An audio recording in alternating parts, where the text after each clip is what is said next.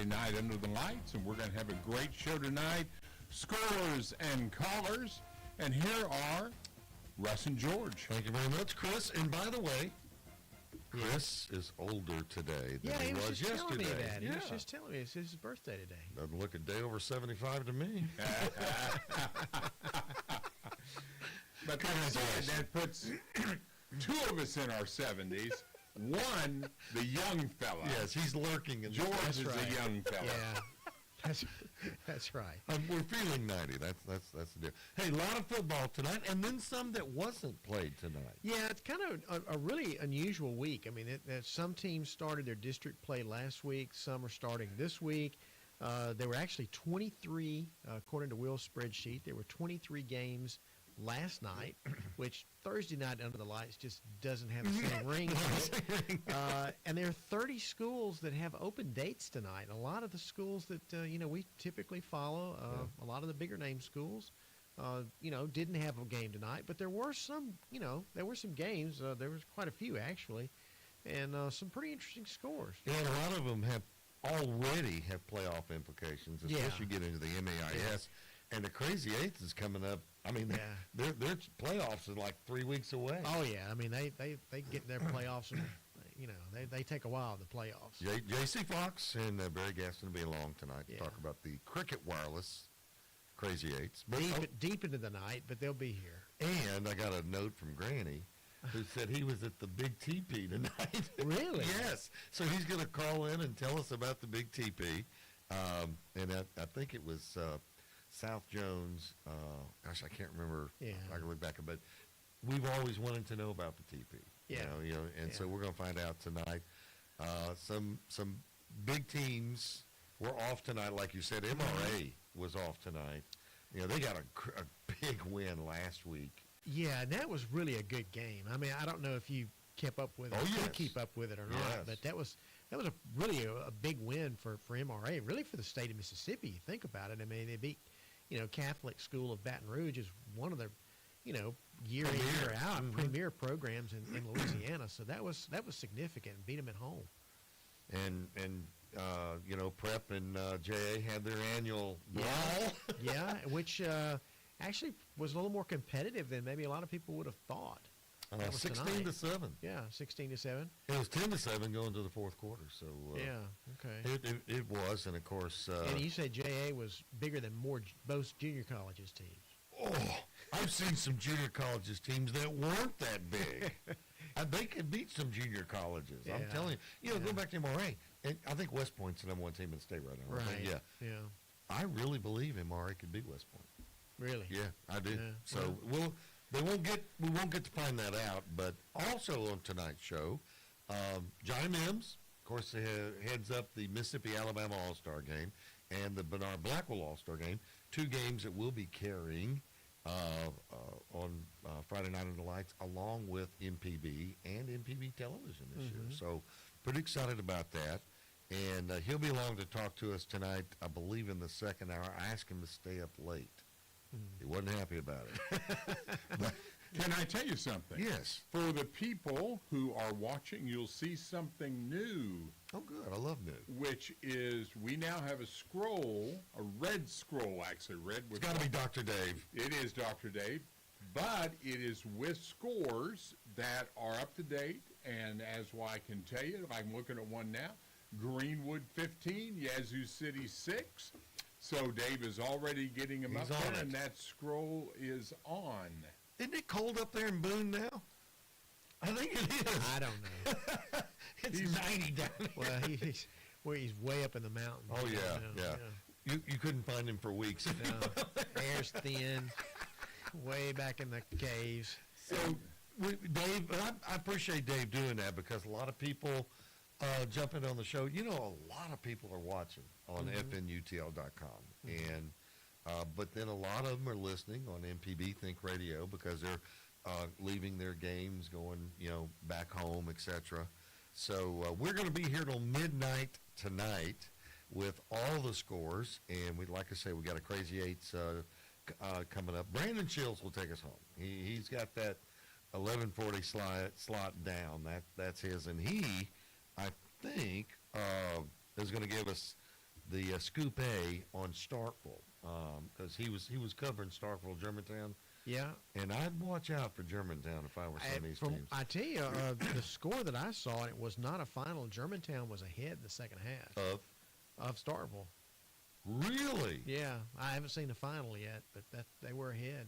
Wow. It'll be another crazy week. Hey, guys, so soon we get some scores, we have 2 callers on the phone. Okay, great. He's telling me to shut up. That's the nice way of saying get to the scores. All right, let me give you a couple. These are Thursday night games. I want to give you some of those. Callaway defeated Canton 28-21. Cleveland Central over Holmes County Central 48-34. Clinton shut out Murrah last night 35-0. Hattiesburg rolled over Jim Hill 43-0. Both those games were played in Jackson. Baldwin won over Water Valley. It was a good game last night, 42-12. Baldwin won that game. West Harrison shut out Harrison Central 18-0. Give you some scores from tonight. Columbus, or actually Caledonia, defeated Columbus 34-14. It was Charleston beating Leland 38-8. Choctaw County over Aberdeen 43-8. Bay Springs was a winner over Enterprise 34-7. Raleigh beat Forest 31-18. As mentioned, Jackson Academy beat Jackson Prep tonight 16-7. Jefferson County, I'm sure Ty will call us, but Jefferson County. Ty is on the phone. Yeah, they shut out Crystal Springs tonight 42-0. New Hope over Lafayette 42-27. Hartfield, no trouble with Lamar School, winning 42-7. DeSoto Central beat Lewisburg 49-14. Gaucher 28. Long Beach 6. It was Wesson defeating Lloyd Starr 49-41. Lumberton over Richton 19-7. Morton defeated Mendenhall 14-7. Newton County over West Lauderdale 22-16. Coahoma County over North Panola 36-12. Van Cleve beat Northeast Jones 13-10. It was Presbyterian Christian getting a win over Greene County. Really? 44-41. That sounds like a pretty good game. Pearl got on the winning track tonight. They defeated Meridian 38-17. That's probably more points than Pearl scored all year. And you know where they played that game? In Ray Stadium. And yeah. have we seen some crazy things? We've seen some games there, that's for sure. Petal, well, I'm sure Harold will give us a call later, but Petal defeated Oak Grove tonight 28-21. That's a big win for Petal. Huge win for Petal. Yeah. Purvis over East Central 26-16. Let me give you just a couple more. Tupelo defeated South Haven tonight 43-20. And Gulfport, who's having a really good season, Gulfport over St. Martin. The score I have is 40-0. That's a little surprise there. South Jones shut out Summerall 6-0. And give me one more. Terry over Forest Hill 24-6. All right, Chris, who do we have? Well, Josh is on first, and he wants to talk about Petal and Oak Grove. Oh, good. Here's Good. Josh. Good evening, Josh. How you doing? Good evening. How are you guys? We're doing fun. Are the Petal Panthers for real? It sure seemed like it. They played a really great game tonight. The game was played at Oak Grove, and Petal started the scoring. I got stats and scoring plays. I'll go through them. Okay. Petal started the scoring. Petal starts a sophomore quarterback and a sophomore running back. Both of them are D1 talent. So eventually, Ashley Brown, the running back, got the scoring started with an 8-yard run in the first quarter. Petal was up 7-0 at the end of the first quarter. Then in the second quarter, their sophomore quarterback, Caden Belton, scored on a 1-yard run. It was 14-0 Petal with 6 minutes to go in the second quarter. Then Kellen Hall hit K.J. Roberts for the first of 3 touchdown passes to K.J. Roberts, and the score at halftime was 14-7. In the third quarter, Oak Grove scored first on a 12-yard pass from Kellen Hall to K.J. Roberts, 14-14. Then Caden Belton scored on a 10-yard run, made it 21-14. And then Kellen Hall hit K.J. Roberts for the third time with an 18-yard pass and tied the game up 21-21. And with 4 minutes and 13 seconds left, Ashley Brown had a 15-yard run, and Petal ended the scoring made it 28-21, which was the final. But Oak Grove did have the ball with like 52 seconds left and went 4 and out. Couldn't get a first down. Got sacked on 4th down, and that ended the game. Corey Wales, big defensive tackle from Petal, committed to Texas. He played a really great game tonight. Petal had 3 sacks. He was in the backfield a lot tonight, disrupting Kellen Hall. Kellen Hall has got a really, really strong arm. He was 23 of 41 for 309 yards, 3 touchdowns, no interceptions. He's really skinny, but besides that, he can really throw the football. Ashley Brown for Petal had 23 carries for 126 yards and 2 touchdowns. Player of the game will probably be Ashley Brown because he got some really big first downs tonight. K.J. Roberts, the number 1 receiver for Oak Grove, 9 catches for 120 yards, 3 touchdowns. Oak Grove outgained Petal tonight, 56 plays for 372 yards. Petal with 53 plays for 347 yards. But on the scoreboard, that's where it matters, right? Petal won 28-21. Oak Grove Petal just played a better game than they did. They jumped on them early. The first drive of the game with a touchdown that I just mentioned. They got up 14-0, and Oak Grove kind of had to play from behind the entire game. Oak Grove never led this game. It was only tied. Oak Grove never took the lead in this game. Petal just really took it to them. They played a great game tonight. They deserved to win it. Oak Grove is now 4-3. Before the season started, I would have never thought Oak Grove would have lost 3 games. No, me neither. I thought they really were the favorite for South State, and they still might get there. Who knows? But Petal looked really good tonight. They played a good football game. They played held Oak Grove to only 63 yards rushing. And only 2 yards per carry. And but tonight was a really great game in Oak Grove. Petal, like I said, the final score 28-21 Petal. Caden Belton, Petal quarterback, 7 of 10 for 147 yards. No touchdowns, no interceptions. All 4 of Petal's touchdowns were on the ground. Caden Belton had 2 rushing touchdowns also. And it was a great game. Really entertaining game. Petal Oak Grove is a big Harrisburg area rivalry, big 7A rivalry, and it was a fun one. It was a good game to go to. Petal on top, 28-21. Josh, that's a great report. Listen, man, we appreciate it. Thanks for jumping on there with us tonight and letting us know. And we will look forward to talking to you next week. I'll probably be in Louisiana next week. I'll still call you guys. That sounds great. Thanks, Josh. Thank you. Bye-bye. Let's squeeze Ty Boyles in real quick. All right, Crystal Springs Tigers do not have offense, do they? No, they do not, Russ. Defensively, they're giving up a lot of points. What is going on with that program? We just don't have the players like we used to. So tonight, what was that score? I think 42-0. it was 42-0. And wasn't it 42-0 at the half? It was 38-0 at half. Wow. I tested. Wow. Where was that game? At home? At home at Chris Springs. Whew. No dancing downtown this year for Crystal Springs. No. Well, I know you got a big game tomorrow, and so go ahead and take us out of this break.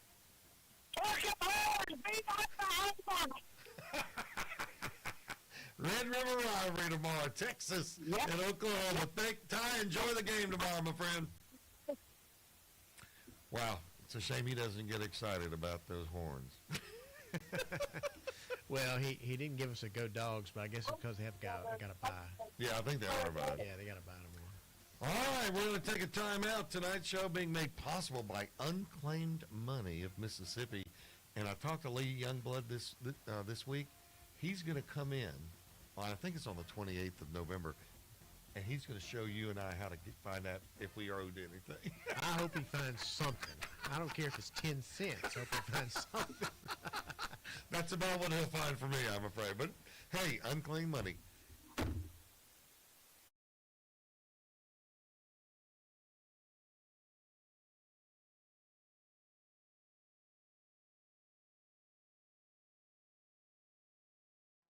Hello, Mississippi. Did you know that the average student graduates college with $30,000 worth of debt? That amount of debt can delay major life milestones, including getting married, buying a home, and starting a family. But don't worry, we've got some good news for you tonight. College Savings Mississippi and Treasurer David McRae can help you reduce or eliminate that debt. Their plans are flexible and affordable. Start saving for as little as $25 today. Visit treasury.ms.gov/college savings to learn more. Commercial roofing, reliable and durable solutions for your business. Residential roofing, protecting your home with quality craftsmanship. Metal walls, custom designs for a modern look. Emergency services, rapid response to protect your property. After a recent hailstorm, I needed a total roof replacement. I chose Malone Roofing for the job, and my new roof looks great. Contact us today for a free inspection. Visit www.ecmalone.com or call 1-833-7-MALONE.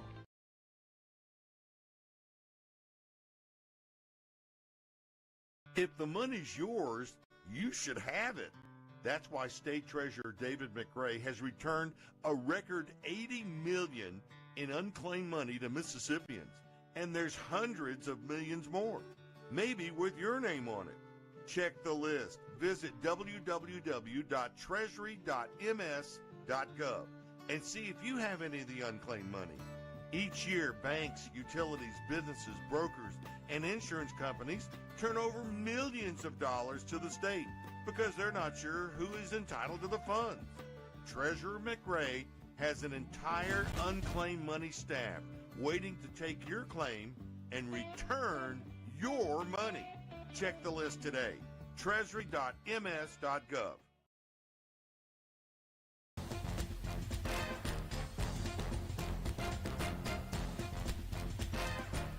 Ladies and gentlemen, we are back, and here's Russ. Thank you, Chris, and happy birthday, by the way. George, you got some scores to slip in here? Yeah, I want to slip in because we've got a few updates here. Grenada beat Center Hill tonight, 42-11. Louisville and Kosciuszko. This was a good game. Oh, yeah. At Louisville. Louisville won 29-24. That's Kosciuszko's first loss. South Panola defeated Lake Cormorant 27-20. Magnolia Heights beat Starkville Academy 42-14. Now, this was a good game. Columbia and Macomb both were undefeated, 6-0 at Columbia. Columbia's strong. They defeated Macomb 38-14. Ooh, Columbia's strong. That's yeah. That's Coach Bilderback over there. This man. Yeah. Ocean Springs defeated DeIverville 42-21. And a score, we need to get a report on this one, but Picayune defeated Pascagoula tonight 38-36. And from what I saw earlier, Picayune was behind for a lot of this game. We need to get a report on that. Well, Tommy Upton's supposed to be in this segment. Okay, well, we need him. Warren Central defeated Ridgeland tonight at home 21-14. But those are some scores I wanted to get in. We got Greg Flynn. Sir Greg, how are you? Russell, how are you? Not as good as you are. So how was Ray Stadium? The Pearl Pirates are in first place in the region, 38-17. There you go. There you go. That's been long time coming, and apparently you're putting it together offensively. Well, you know, that's why you go 1-4 in the non-conference, so people don't know what you got. The offense wakes up, you go 1-0. Hey, offensive line was dominant tonight in the second half. Pearl was down 17-10 at halftime and outscored Meridian 28-0 in the second half. The two running backs we had combined for 300 yards. Peyton Parks ran for 200, and Derek Alexander ran for 100, and they each scored 2 touchdowns. And man, they had it going together tonight. I tell you what. So it was a totally different team than you've seen in the first 5 games? Well, they were just executing so well, and you know it's hard to tell. I don't know. You know, Meridian was playing pretty stout in the first half, but I think the Pirates really warmed down with size and just kept hammering that ball. It was old school football. Smash mouth. It was run the trap play, and off they went. It was really a whole lot of fun. And let me tell you something, Meridian, I don't know how they get away with it. They have a 12th man there that plays through every opponent possession like it's the Sonic Boom of the South. I don't know how they get away with that. Well, you mean it's on the field? No, well, they play. The band. Like, Oh, the band does. yes, the band. I'm sorry, yes, the band plays the entire offensive possession for the opponent. And I don't know how they get away with that. Isn't that against the rules? Well, look, I think so. I always thought it was, but they Look. just blasted right on through. George and I have done several games at Ray Stadium. There's some strange things we've seen happen down there. But a big win for you guys tonight. Congratulations. That's Yeah. they're in first place, baby. They're 1-0, and I heard them down on the field, and they were just like next week 1-0 as they get ready for Northwest Rankin back home in the ship. Well, that should be a good ball game. You know, Devin Cooper's going to have that team ready. They've been up and down a little bit. You guys are 1-4, so hey, that's why they play the games. That's why you get rid of those earlier games and get into the district, and that's where it counts. That's it, and I tell you what, it's the Bailey Rankin County Super Bowl. Yeah, son of Rankin County Super Bowl. Yeah, it's like part one, and then we get the big one on Halloween night. Oh. Well, that should be a good one. Gregory, we appreciate you calling. Be careful. Keep it between the lines coming home. Hey, MIZ, roll the Bama Tide out of town tomorrow. Good luck on that one. All right. Take care, my friend. All righty. Bye-bye. Okay, bye-bye. I think that's probably the most upbeat that he's been in a while. For him, you know, not to be on anything. I mean, he said, well, it's been a little slim this year. But, Yeah, it has been. you It's know, been a tough year for them. and well, that's a it good thing. has, but you go back to that schedule. Yeah. Like a lot yeah, of these teams play. Right. And, you know, have we got Tommy Upton on yet? I know that. Actually, Tommy, no, but it looks like we may have Mike Peterson. Good. Okay. Okay. Well, Yeah. Mike had a game last night. Last night.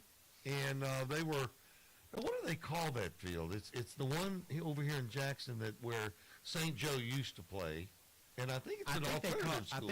I think they call it North Jackson Field. North, but it's in West Jackson. Well, I know that, but I mean, I think that's what they call it. Is Mike, you there? Hang on just a second. All right. And I will get, there's Mike. Mike, is that called North Jackson Field? It is called North Jackson Field. I told Yes, you. it is. But it's not in North Jackson. It is not in North Jackson. Not at all. And I love that picture you sent me today. Wow. Look, I thought I'd seen it all, but last night was the cherry on the Sunday. What did it look like? It was bad, but the team playing last night, Hattiesburg played their best game of the season. Did what they had to do against I ain't gonna say a bad team, a team that is struggling, and that's what you got to do. Scored 28 points in the second quarter, and had a running hot clock in the second half, and rolled to a 43-0 victory. All right, so now are they in your district? That was the first region game of the season, and in fact, next week we'll be right back up there at Jackson. We'll be playing at South Jackson Field at Forest Hill, also on a Thursday night. Like I said earlier this year to y'all, we have no more Friday night road games. They're all on Thursdays. How about that? Yeah. That's a quirk in the schedule. You know, who else is in that region with you? It's Forest Hill, Jim Hill, Terry, George County, West Jones, and Hattiesburg. You guys could win that thing. Oh, absolutely. We definitely could win that thing.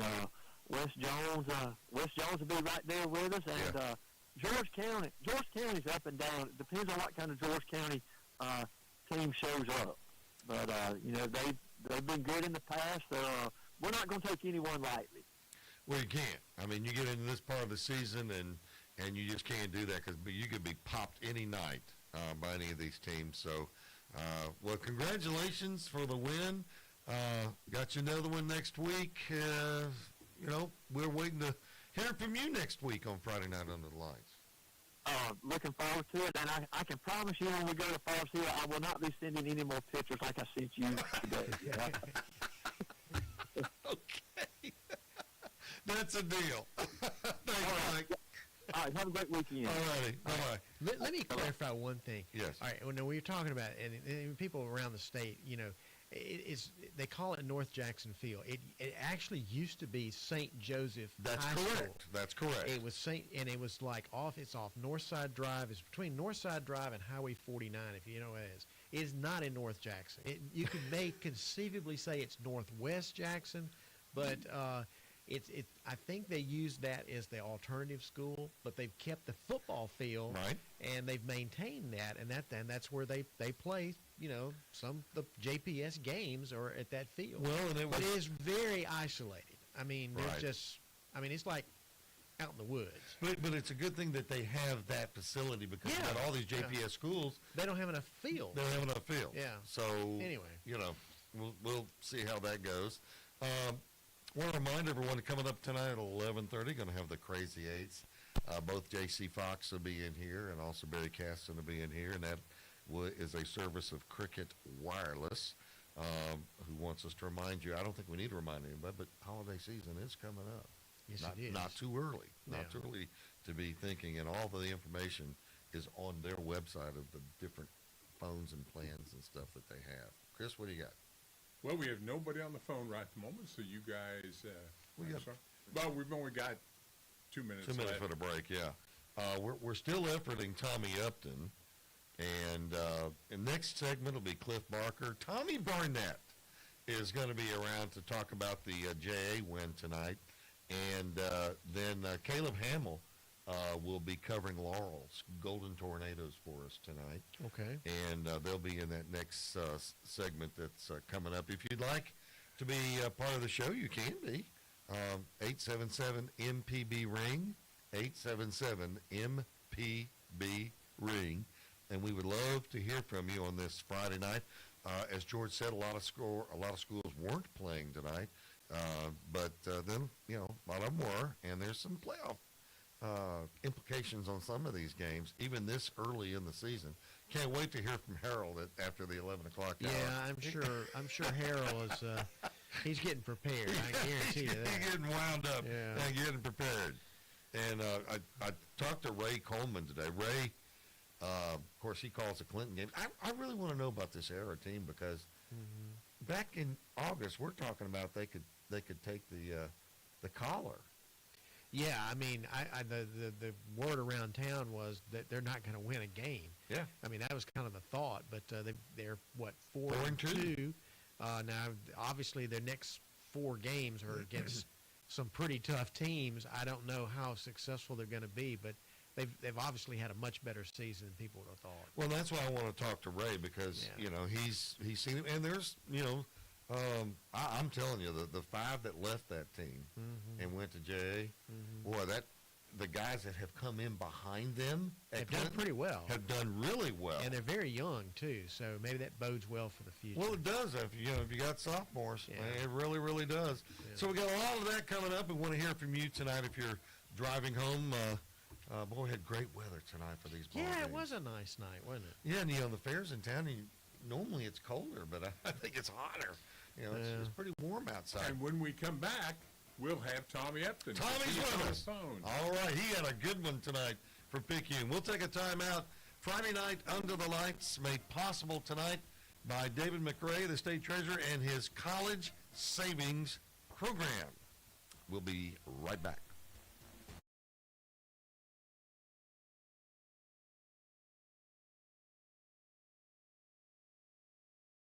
Mississippians love football, and our high schools in South Mississippi like Gulfport, Moss Point, and Ocean Springs stay connected with their students, parents, and community by live streaming events, including football through WSN Live.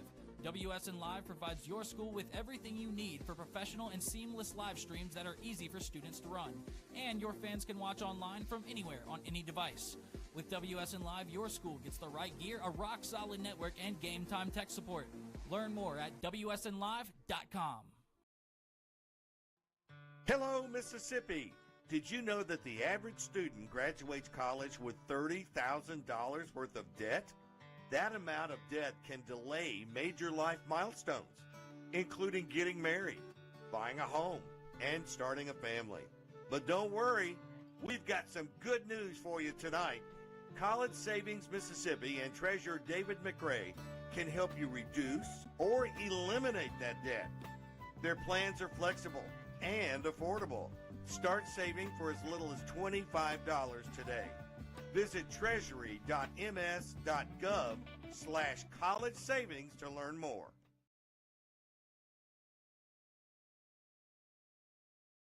At Mississippi Public Broadcasting, we tell local stories that matter. Educational and entertaining television, radio, news, and podcasts. We have something for everyone. So tune in and enjoy all we have to offer. Every day, MPB, your stories, our mission.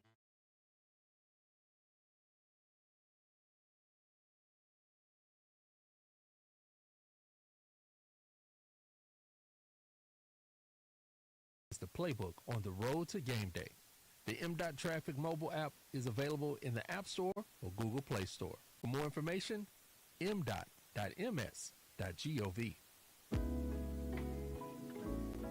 This is MPB Think Radio. Mississippi is our mission.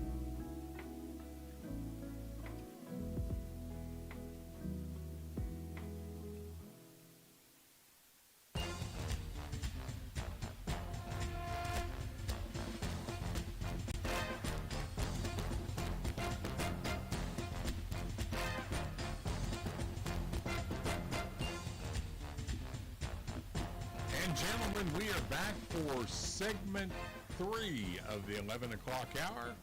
Here's Russ and George. All right, thank you, Chris. And we were talking about Picayune earlier, and Tommy Upton joins us now. Tommy, this was a whole lot closer game than a lot of people thought it was going to be. Well, yeah, I know Todd tried to call me early, so I'm a little late, Russ. That's okay. I went down to the medical tent and get some oxygen after the injury we had. I was already catching my breath. It was a totally different game. It was a track meet the first half for us. It was 35-34 going into halftime. Only one stop by either defense in the first half. Wow. Just back and forth, back and forth. The difference in the game at half was a missed PAT by Pascagoula. So you take that and go into the second half, and it was a completely different ball game.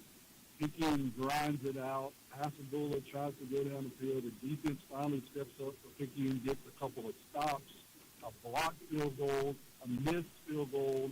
Now we're down to about 3 minutes left in the game, and there's been no scoring in the second half after almost 70 points scored in the first half. It's amazing. A completely different half. Yeah, it really was a defensive war in the second half.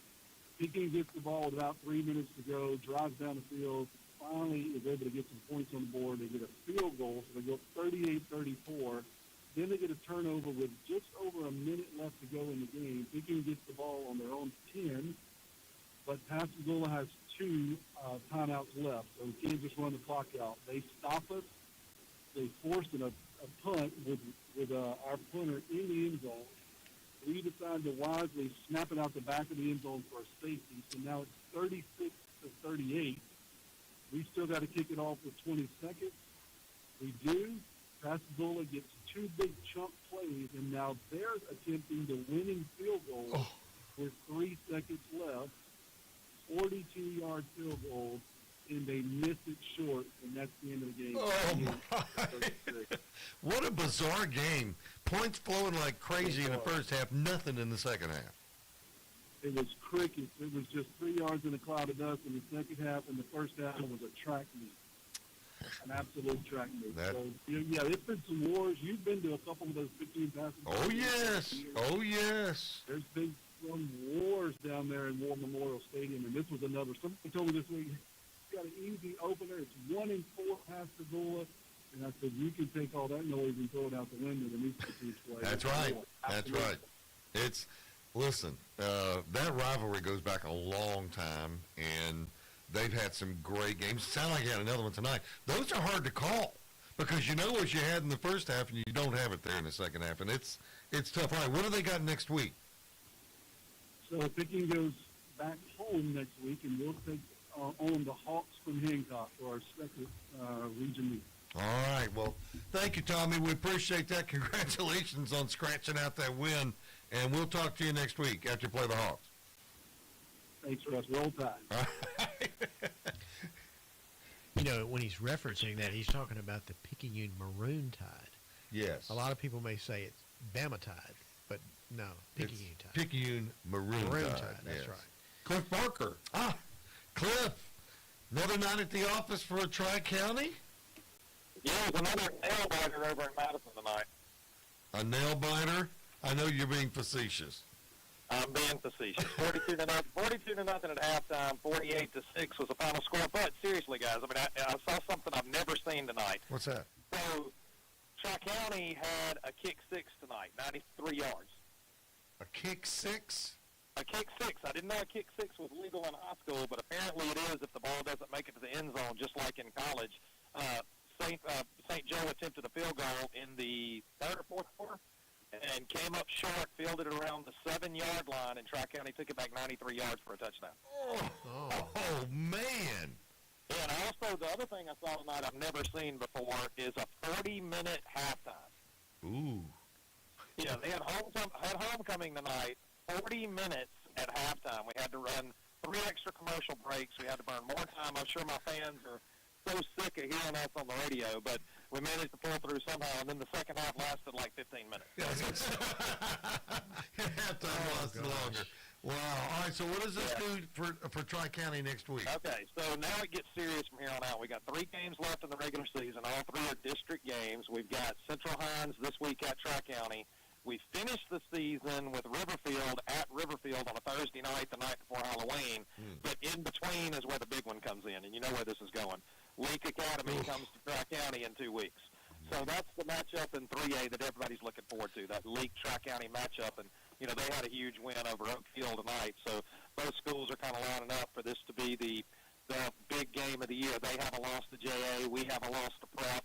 Very similar schedules, very similar results so far. And, you know, I talked to our offensive line coach, Jesse Ward, tonight, and I told him the one thing the Rebels can't afford to do is the kids can't get caught looking ahead past Central Hines this week. That's right. Because there is some talent at Central Hines. We don't want to look past that, but everybody's looking at that league game right now. So what we got to do, focus on Central Hines this week, take care of business, and then get set up for the 3A game of the year, Leak versus Tri-County. It's going to be. I'm telling you, it's going to be the game of the year so far.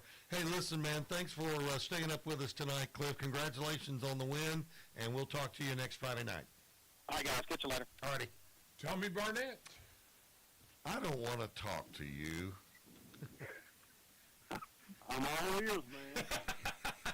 We talked at halftime, you and I did, and we were kind of surprised the way the game was going. It was 10-7 at half.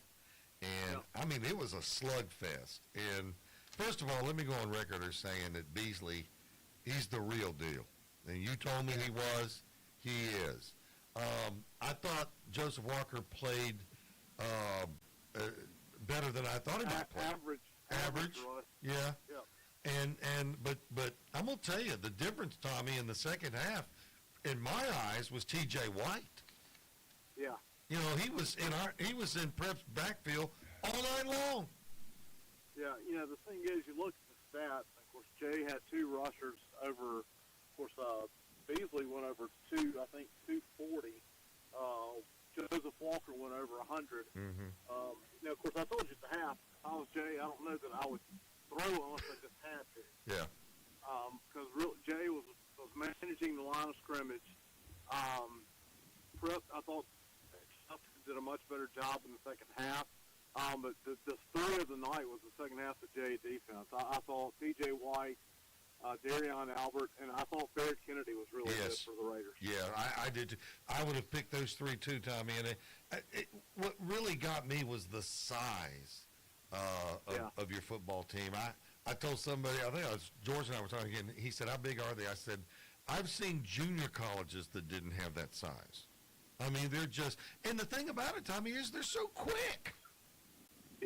Exactly. They all have really good footwork. Of course, Caden Moss, he's the top prospect in the state of Mississippi for, I think, 27. But, you have one guy that's like right at 200 pounds. The rest of them are 295 to 315.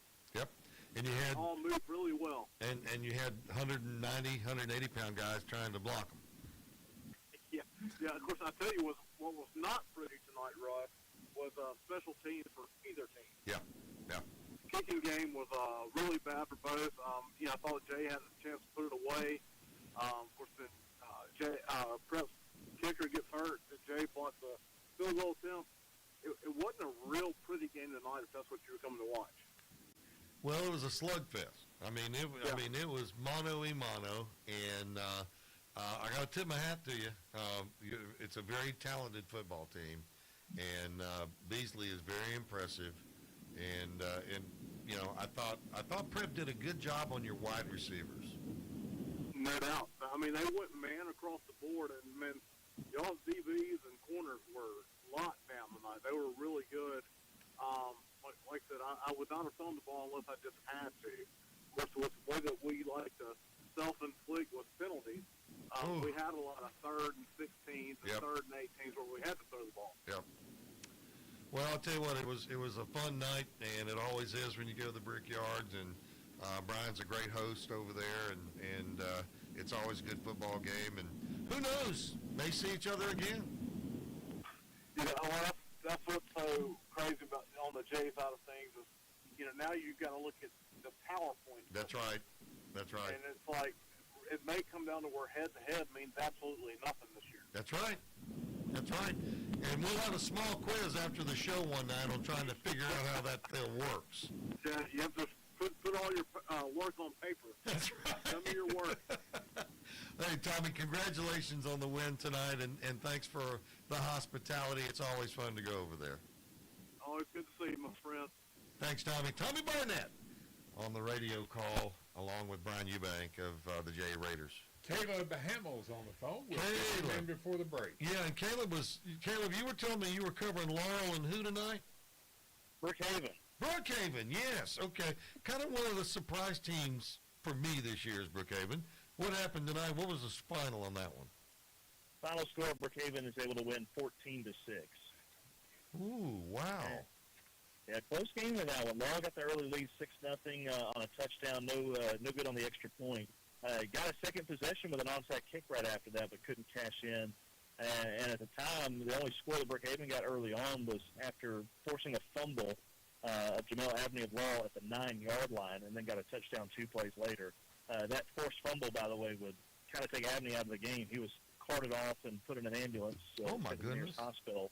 Yeah, it may have been a possible neck situation. They were keeping him stabilized, put him on the backboard and all of that. But that involved about a 30-minute delay for us in that game before we... Where was the game, Caleb? Between the bricks at Watkins Stadium. Isn't it something calling a game over there?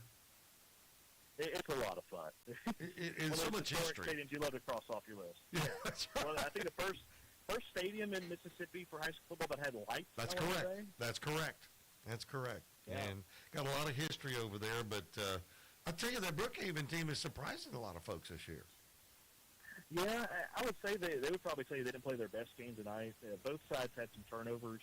Brookhaven had a chance to roll out the clock with a minute 28 and then ran it out of bounds and gave Laurel a last-second possession to try to go tie it. So there's some things that they can improve on, certainly, and they know that. But they're in prime position here in the region. Well, Caleb, good job tonight on the report. Thank you, my friend. Do you know where you're going next week very quickly? We'll be covering Northeast Jones hosting East Central for a weekend game. Super. We'll talk to you next week, my friend. Thanks so much, Russ. You'll have a good one. All righty. Well, we're going to duck out of here and take a timeout. More of Friday Night Under the Lights in a moment.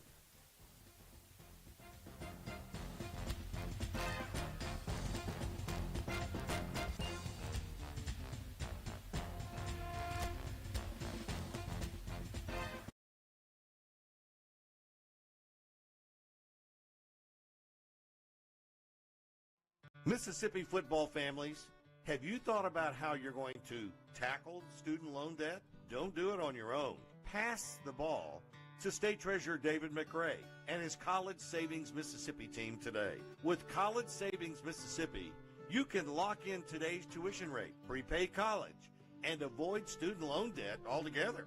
Don't let your finances get sacked because you didn't invest in your child's education.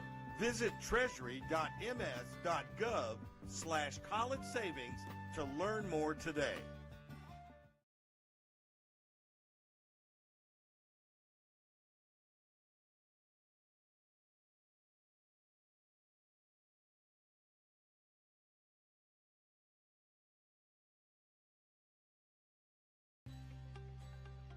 Commercial roofing, reliable and durable solutions for your business. Residential roofing, protecting your home with quality craftsmanship. Metal walls, custom designs for a modern look.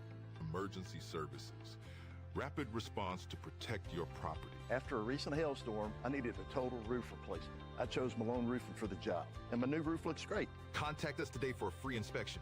Visit www.ecmalone.com or call 1-833-7-MALONE.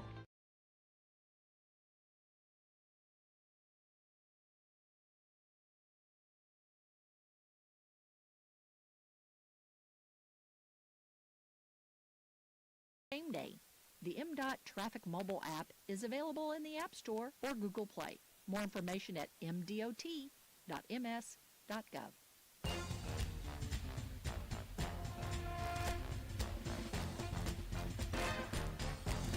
He'll be calling Joseph Craven and Johnny May.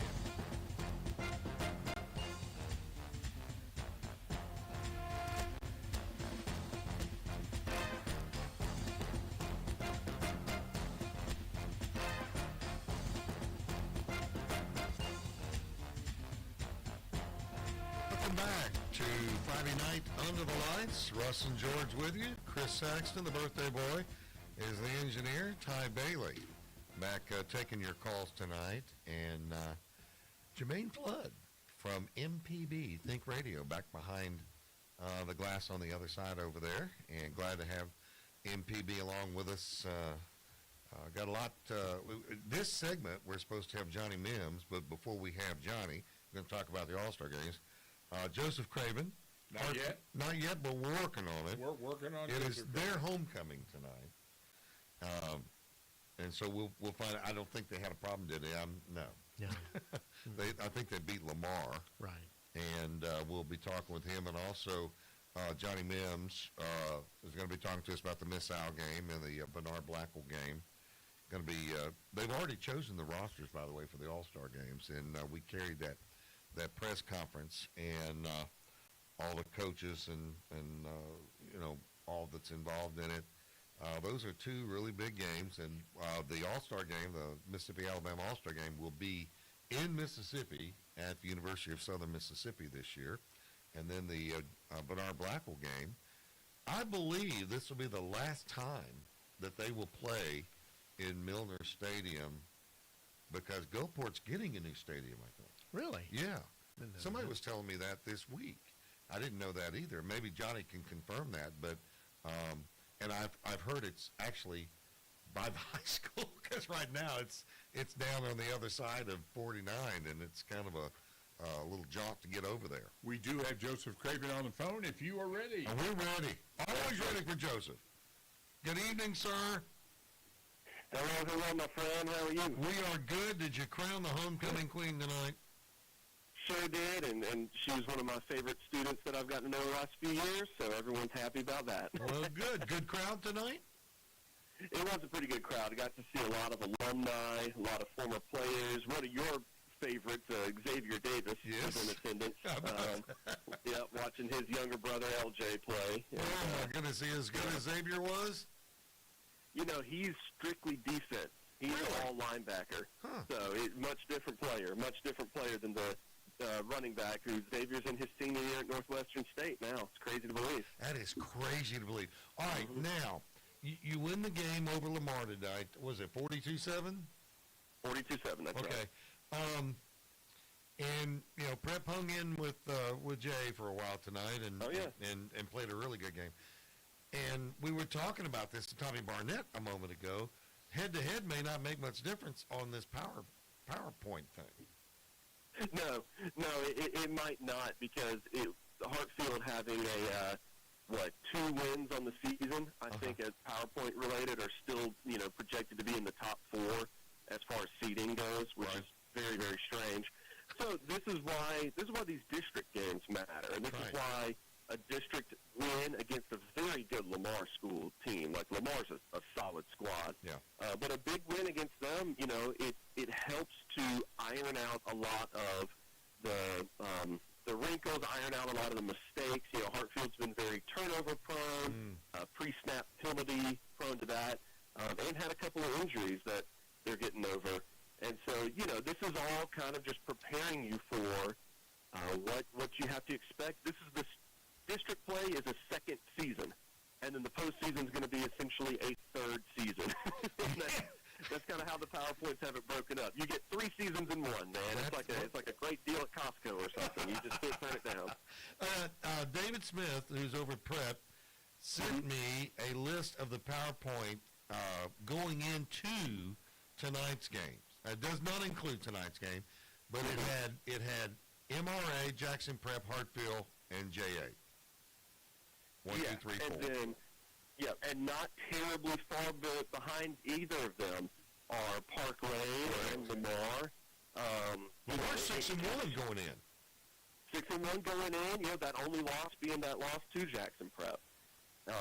Otherwise, they had beaten some good 4A teams, a couple 3A teams. It's just it makes for an interesting thing. I think if the league were to expand it a little bit more, as opposed to just having a top 4 and then the next 6 broken up into the divisions, it would make it a very, very fascinating playoff chase. But I think as it is right now, this season, we'll see. I think that the expectations, maybe the quote-unquote Big 4 end up playing each other again. That's why they played each other in the regular season to kind of get a feel for things. Right. Yeah. Well, we'll see how it goes. You were right about Park Lane. They're 6-0. But Capaya is 5-1, and Starkville's 5. Well, this is going into tonight. Starkville lost tonight. I don't know what Heritage did, but Lamar got beat, and I don't know what Mac High said.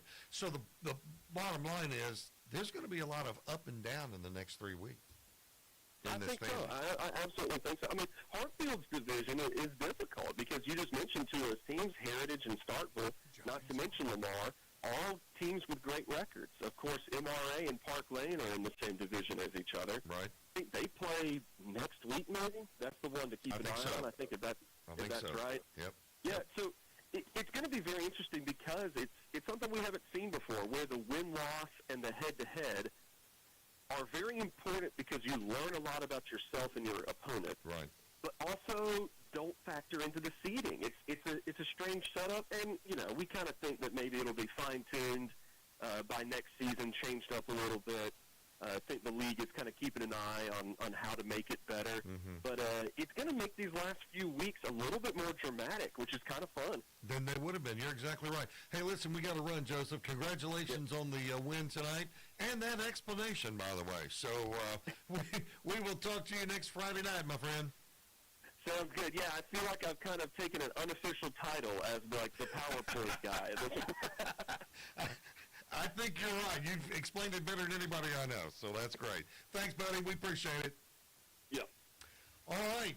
Johnny Mims, of course, is the head of the MAC and held his press conference and getting the MHSAA game and the Blackville All-Star game set, and he joins us now. Gosh, it seems like it's been a year since we've talked to you. Yeah, Russ, it doesn't seem like it was yesterday to me. I'll tell you what, it was a great conference the other day, and I just, Johnny, it's so difficult for these coaches to pick out these players from the pool of players that they have. Well, it is, Russ. I tell you, it's a tremendous task that these coaches have every year. Obviously, it's so many good football players in the state of Mississippi. It's hard, and these coaches, they have certain rules and regulations we talk about every year that they have to comply by to make the team. And there's always players that could have been on the team or not on the team, and that's just the way it goes. Unfortunately, it's like that every year. And was talking to a person yesterday, and just talking about players that wasn't picked for the Miss Isle game. They were mentioning the running back for Missouri now. That yes. I can't think of his name, but he was running back from Lawrence County, played in that Bernard Blackwell game. Yep. Two years ago, signed with ULM and went in the portal. Now he's the leading rusher in the SEC, running back in Missouri. So, we love those kind of stories. And you get those stories out of both of these games now. The Bernard Blackwell game is a more fun game. It's very serious because both those teams want to win it. Mississippi, Alabama, last year, if it not for a turnover or two, Mississippi probably could have won that ball game. I thought we would. But this is a rivalry. Glenn Waddle wrote out a list of all the players that have been in that Miss Isle game. Johnny, it's phenomenal. It's phenomenal. Oh yeah, it's no doubt. Players that have come through this game from Mississippi, both Mississippi and Alabama, NFL players, watching them on Sundays as we speak, and it's just a tremendous interstate rival we have going. Longest consecutive interstate all-star game in the whole United States now. We actually played it during COVID, and a couple of other states that were playing each other called it off. So, but we continue to play it, and both states take a lot of pride in that ball game. They really do. Well, it's going to be a lot of fun. It'll be the week after the state championship game for the Miss Isle, and then the following Saturday will be the Bernard Blackwell All-Star Classic. Johnny, we're going to be talking to you throughout the rest of the games heading into the All-Star game. Thanks for staying up with us tonight, and we'll look forward to watching and calling both of those ball games. Thank you, Russ. Appreciate what you do for high school football. Thank you, my man. We appreciate you, Johnny. Johnny Mims, head of the MAC, Mississippi Association of Coaches, will duck out of here. Tonight's show made possible by Cricket Wireless. Smile, you're on Cricket.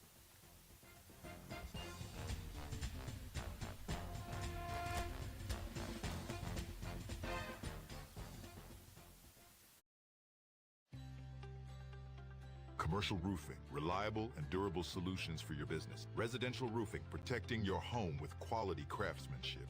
Metal walls, custom designs for a modern look. Emergency services, rapid response to protect your property. After a recent hailstorm, I needed a total roof replacement. I chose Malone Roofing for the job, and my new roof looks great. Contact us today for a free inspection. Visit www.ecmalone.com or call 1-833-7-MALONE. 1 in 10 Mississippians has unclaimed money awaiting claim at the state treasury. There's literally hundreds of millions of dollars waiting to be united with the rightful owner. At www.treasury.ms.gov to search. You'll see your name and stake your claim by following these instructions. You'll be asked for some basic ID like a copy of your license or a government-issued ID, then hit send. Treasurer David McRae has a dedicated unclaimed money team awaiting your claim, ready to return your money. Don't wait. Look for your name and stake your claim today. www.treasury.ms.gov.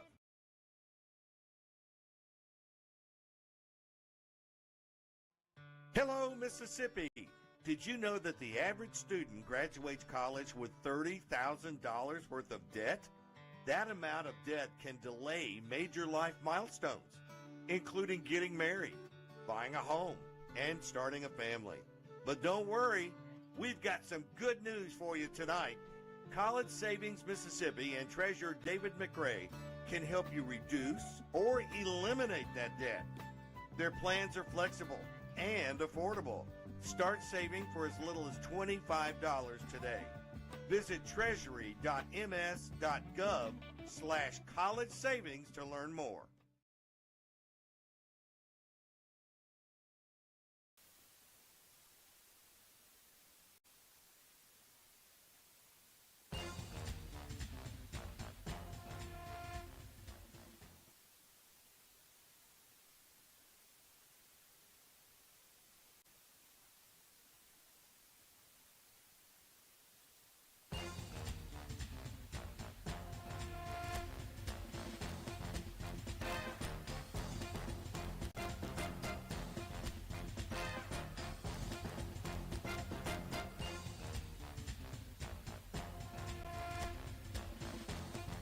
Gentlemen, we are in the second hour now of the 7th show of the season, and here is Russ.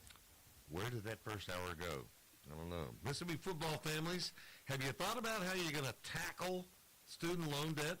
Well, you don't do it on your own. You pass the ball to State Treasurer David McRae and his College Career Savings team today. With College Career Savings Mississippi, you can lock in today's tuition rates, prepay college, and avoid student loan debt altogether. Don't let your finances get sacked because you invested in your child's education. Visit, all that information is on treasury.ms.gov/college savings to learn more today. George, some scores very quickly before we hit the phones. Okay, give you some we have not given earlier. Moss Point edged Bay High 14-13 tonight. Brookhaven beat Laurel 14-6. Let's see. Pass Christian over Forest County AHS 36-8. It was Neshoba Central defeating Greenville 35-22. Grenada over Center Hill 42-11. Louisville over Kosciuszko 29-24. South Panola defeated Lake Cormorant 27-20. South Pike 42, Lawrence County 7. It was Columbia defeating Macomb 38-14. Newton County over West Lauderdale 22-16. Ocean Springs defeated DeIberville 42-21. Picayune edged Pascagoula 38-36.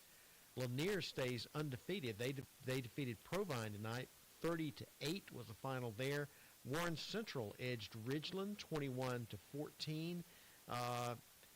Should I go ahead? I'm going to go ahead and give a score. Germantown defeats Starkville 45-28, and we'll hear from Jared Schatz, I think, in this segment. Who are those guys? Well, they've having a good great season. year. They lost Yeah. a couple of games that are kind of odd, but Noxubee County, or actually it was Winona defeating Noxubee County 31-26. All right. Harold's on the phone. Oh, you're not excited, are you, big boy? You ought to know what happened over in the West Hattiesburg tonight, my friend. Woo! These Panthers are for real. Tell me about it. Tell me about it, guys. Get out. I'm giving out my shout to my staff out there with Matt Dillon and all of them, Robert Knight and Ty Barkin. But hey, great coaching tonight. It was a fantastic ball game.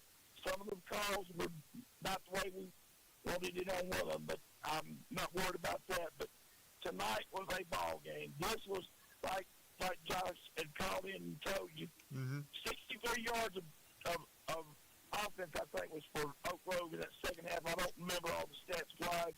But, guys, this team is playing some football. The defense come out and play like the defense that can play ball. And you know what, Russ? It's been since 2019 was the last time that the Federal Panthers beat Oak Grove. That's and right. Oak Grove put us out. They put us out in the playoffs. But for that long time, it's sweet to say we've actually beat the Oak Grove Warriors. Well, and here's the thing, Harold. 21. Here's the thing. You didn't just beat a team tonight. You beat a program tonight. I mean, Oak Grove has been kind of the thermometer for what your teams need to be down there. And not only did you win the game, you won it there. Yeah. And, you know, I keep talking to you about the program on that coast. Guys, tonight, what is going on? The Iberville 6-0 goes into Ocean Springs. Ocean Springs beats it. Yep. Gulfport goes to St. Martin. Gulfport is playing. We played a good Gulfport team to beat them by 3. We lose to Ocean Springs. I forget what it was that we lost to them by. But, hey, there's 2 teams right there. Somebody at the end of this thing is going to be in those playoffs. You know, Harold, we say that every year that there's going to be a very good team sitting at home. And I think that's what you've got down there. Hey, we got a lot of people we got to get on tonight, but congratulations on the win. And very quickly, where's Pedal? You know where we're going. Jake Whibley and the Brandon Bulldogs. You coming to Brandon? We're going to Brandon. Okay. Well, maybe you'll have to come by the show or something. And then your friend from Pearl, he comes down here for a homecoming. Oh. So 2 tough games. You got the top 3 teams right now looking at it, but hey, there's going to be some good ball games next week in all the divisions. You got that right. Thanks, Harold. We appreciate you, my friend. Hey, I hope to see you tomorrow. I'm going to try to get down there. All right, buddy. But just give me a call if you don't make it. We're going to run and at least watch them play again, partner. Okay, brother. Thanks, man. Philip Palmertree, Leak Academy's on the phone. All right. All I want to know right now, Philip, is how your quarterback did. Well, he did great. Another Friday night, another running clock situation for the Rebels. They took care of Oak Hill 41-14, so that's 5 weeks in a row. The clock's been running continuously in the second half. Let me ask you something, Philip. You guys played earlier this year. You played JA. Do you feel like a game like that prepares you for the rest of the season? I think it does. I don't think there's any question. I know Coach Brian Pickens and his staff believe in that. They played JA for each of the last 7 years, and you don't want to play that game in week 8 or week 9 of the season if you're playing a class up. But to play them in week 1 or week 2 like we played them this year, I think that did leak a lot of good, particularly up front. It was overwhelming to play that defensive front and that offensive line that you guys saw tonight. Yeah. But it did leak. It did leak some good, and the coaches will tell you some of Georgia's best passes he's thrown this year were balls he threw in that JA game. Wow. And he threw them against a really good defense. Yeah. Yeah. Well, so Leak had, 6 scoring drives, and they were all 6 plays or fewer. I mean, just big chunk plays on the ground and through the air. And this is worth mentioning because every high school goes through what I'm about to say at some point every couple of years. It was adventures in kicking tonight. Leak's kicker pulled a muscle during the week, and they had open auditions at practice yesterday. Had a defensive end kicking off. He did great. Had a linebacker punting. He did well. And then a wide receiver who's never kicked before went 5 out of 6 kicking extra points. Coach said after the game he got the job because he had played soccer when he was 6. And you had tryouts yesterday? Yes, they realized that kicker, the pulled muscle was getting worse and not better. So he said, "Yeah, we spent time at the end of practice yesterday just seeing who could kick," and they put him out there, and those kids really rose up to the occasion. So that's going to be a great memory for them. Remembering that night they had to come out there and with practically no practice, get out there and kick. Well, with plenty of opportunities. Now, you're going to have a game next week, but the one everybody's keeping an eye on is 2 weeks. That's right. We travel to Riverfield next week and open up division play, and Riverfield's a solid opponent. But yeah, the Tri-County game in Florida 2 weeks from tonight is going to be the hot ticket, and already a lot of excitement building about that. But this team has done a good job just taking care of the next opponent, the next week's business. I don't think they've gone into any of their games against lesser opponents and kind of, phoned it in, hadn't brought their best game. They've gotten hold of the game early, so these kids have done a good job preparing for business trip every week. Good enough, Philip. Thank you, my friend. We'll talk to you next Friday. Sounds good. Thank you, sir. Not yet. I see Jared Schatz. You see it, but until it turns another color, other than yellow, that means he is working on the call. And see, now look. Oh, it's orange, so he's on. So once he's there. So guess who you can talk to? Jared Schatz. Jared Schatz. Hey, bud. Gentlemen, how are you? We are good. We are good. Listen, first of all, I appreciate you filling in last week, and you did a great job. A lot of people loved it, and just want to thank you for that. It was back to work tonight for you, wasn't it? It was. I almost had to do a U-turn like I was going the wrong way after the ball game. I enjoyed that seat so much last week. Well, I tell you what, we're going to have you in again. And, of course, you'll have all the state championship games here on MPB, won't you? Absolutely. Fired up about it. You know, it's coming quick. I know you were talking about the Bernard Blackwell and the FNUTL game, state championships. I mean, guys, we've got to enjoy this. If there's anything you get out of this conversation to you guys and the fans, enjoy it because you blink and it's gone. It's gone. I mean, it's just, I haven't even taken down my Christmas lights from last year yet. I mean, it's just... That's all right. Just hide them with the pumpkins, and then you throw the pumpkins away and we're good. And just pull it out over the pumpkins. All right, this Germantown team is on a mission, and they are playing good football, are they not? They are. Very good football right now. You know, they were 3-2 going into the bye week. They get the win over Starkville tonight. To improve to 4-2. You've heard about Germantown's offense, Starkville's offense. I think this was two of the better quarterbacks, if not two of the best quarterbacks in the state of Mississippi. King White for Germantown, the senior, and then the junior, and Kingston Johnson, who you heard the big numbers about against Oak Grove this year. These guys they were tremendous coming into this ball game, and King White was outstanding in this contest. He was 21 of 27, 408 yards, 4 touchdowns. Led the offense, 553 total yards, and Germantown gets the win, 45-28. They were up 17-14 at halftime.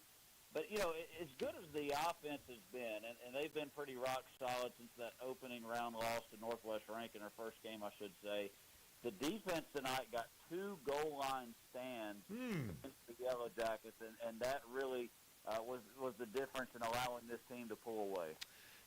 I saw King White when he was playing with St. Joe, wasn't it? That's right. He was at St. Joe for a couple of years. And I thought, this young man can play. He thinks well. He handles the ball well. And I think he's turned into one of the better quarterbacks, like you say, in the state. Yeah, he just looks so comfortable. The game has slowed down for him tremendously. You could tell he was a talent coming in last year, but he's learned the system. He's a senior, and he's got weapons around him. He's got 2 of the best running backs in the state of Mississippi, and Nye Johnson and Lawson Branson. Those guys have played a lot of football at Germantown. And they've got a wide receiver named Keyshawn Coleman who came over with him from St. Joe, and he is committed to Tulane. He had a huge night tonight, had a kickoff return for a touchdown and took a screen pass to the house. But there are weapons all over this offense. And if you can look at this defense after what they did tonight in moments, because it's hard to totally shut down the Jackets offense. Oh, absolutely. If they can play well in moments, and put some stops together, this team could potentially be in the driver's seat as they go to Oxford next week, 1-0 Oxford, 1-0 Germantown in the district. If Germantown can pull that win off, they'll be 2-0 in the driver's seat in District 2. I totally agree, Jared. But I'm going to tell you, that Oxford team is playing really good.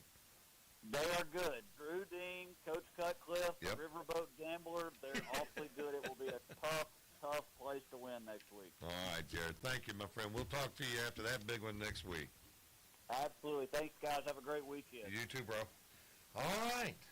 Coming up on our next break, and got more folks lined up. Hope that if you're trying to get in tonight, 877-MPB-RING is our phone number. Give us a call here. Ty Bailey waiting to take your call. Friday Night Under the Lights, presented by Cricket Wireless. We'll continue in a moment.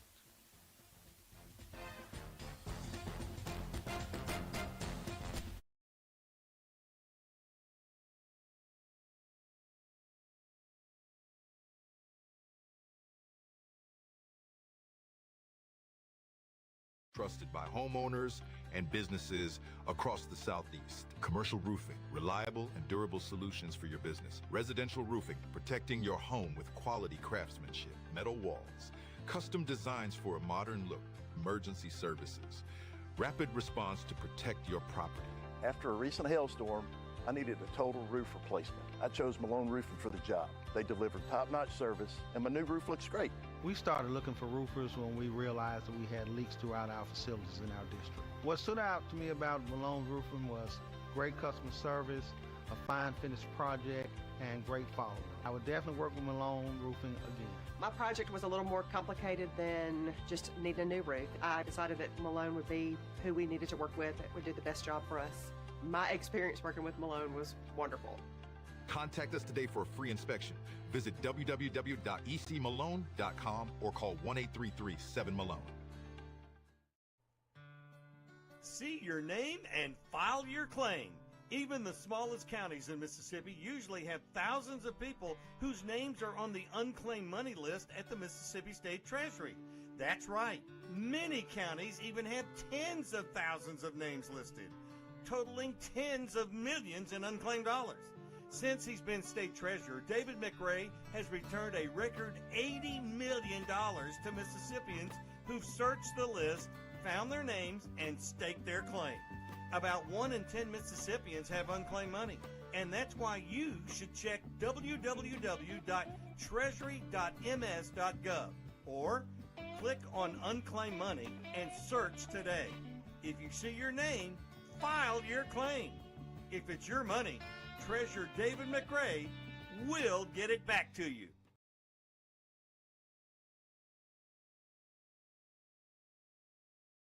Mississippians love football, and our high schools in South Mississippi like Gulfport, Moss Point, and Ocean Springs stay connected with their students, parents, and community by live streaming events, including football through WSN Live.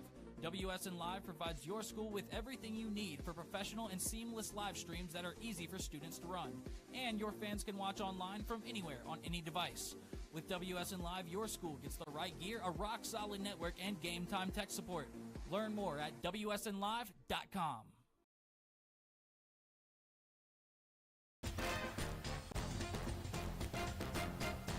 Ladies and gentlemen, we're glad to have you on the program tonight. This is FNUTL Week 7, and this is the second quarter hour of the second hour of our show. And we've got Granny on the phone to talk to Russ. And went to the big teepee tonight. Hey, Granny. It's the teepee at South Jones tonight. Now, first of all, why do they call it the teepee? Hey, I'm the only one that called it that. You know, it's the Braves, you know. The actual name of the stadium is the reservation is what they call it. I got a better one for it, the teepee. I think that is better. I like that. So what kind of ball game did you get tonight? Man, this was a nail biter right here. I heard somebody else about a nail biter. This was a nail biter. It was 6-0 South Jones. It was 6-0 at halftime. They kicked 2 field goals in the first half and missed one. Guy went 2 for 3 on kicking. And they got down there one time and run a double reverse. South Jones did. They got on the double reverse. They got the ball in the hands of one of the receivers, a left-hander. He threw the ball 50 yards down the field, and they caught it on the 10, and they run him down the 1 yard line. And they still didn't score. First and goal from the 1, and they still didn't score. They kicked a field goal. It was 6-0 at halftime, and they wound up 6-0. That was the final score of the game, 6-0. 6-0. I was not expecting that. I knew somehow had a good defense, so I saw them play last week. But South Jones surprised me with their defense. They kept them out of the end zone. But great defense if you like defense. I'm an offensive guy. I like offense. Well, this is a good defensive game here. Well, they say defense wins championships, so, you know. But I'm with you. I like to see a lot of points, though. Look out for South Jones and Sunball in the playoffs. Really? Both of them are going to make some noise. South Jones in first place now. All right. Well, listen. Hey, good win for Petal tonight. Woo!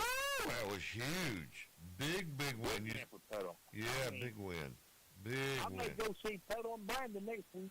I don't think you'd ask for your money back after you watch that one. That's going to be a good one.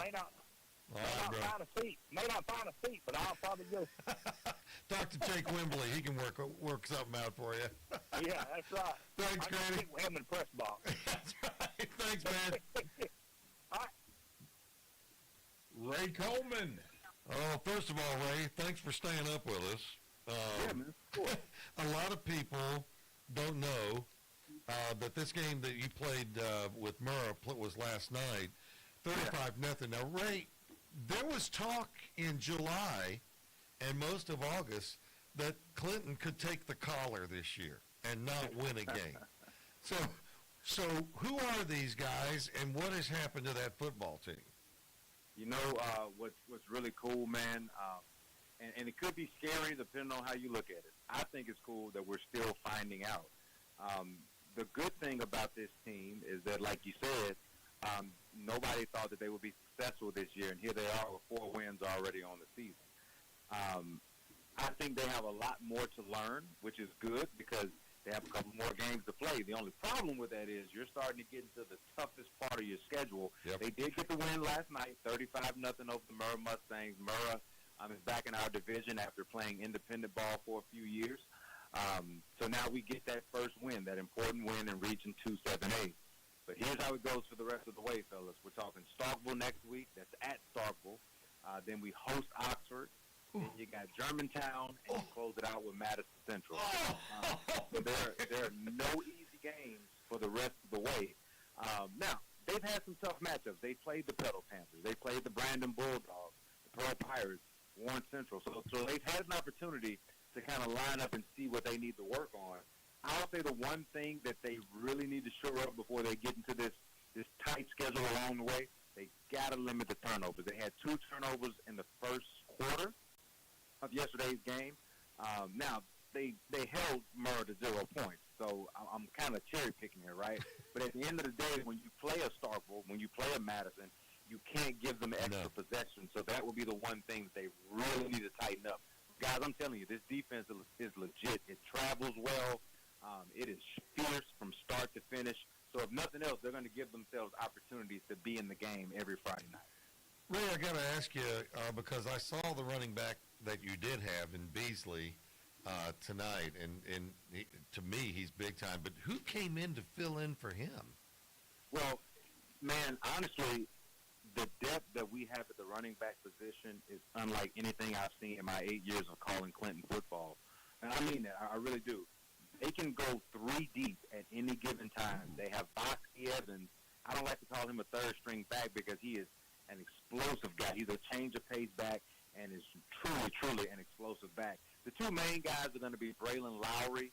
He gets the bulk of the touches. Then Caden Albert is his backup. Again, I don't like to use the term backup because they really do. It's a true 60-40 split, and they've been now incorporating Bosky Evans into the game plan a lot more for that home run hitting ability. So, man, I'm just telling you, this run game, and now with Jaden Jones, the quarterback, really starting to mix it up with the quarterback option and the power run game, Clinton is really starting to show that they can dominate when we're talking about the ground attack. I need them to get a little bit more efficient in the passing game. That comes with confidence with a young quarterback and young receiving core, but they're going to need that part if they're going to be able to pull off victories against some of the upper echelon in Region 278. Are these guys sophomores? They are, man. The bulk of the guys on this squad are sophomores. We have a senior and junior laden offensive line. I think that's where you can see the success in the ground game. But at the skill position, it is absolutely a younger man's game because we're talking about sophomores that are leading the way from the quarterback position on through. Well, I'm going to tell you what, that schedule you just rattled off would rival anybody's schedule this year. And, I think, seriously, Ray, if you go 2-2 in the next 4 weeks, you got a lot to talk about. You do, and you have an opportunity. And listen, it's just like, I'm not a coach, but I would imagine that any coach would tell you, man, we just want to get in the dance. You know what I mean?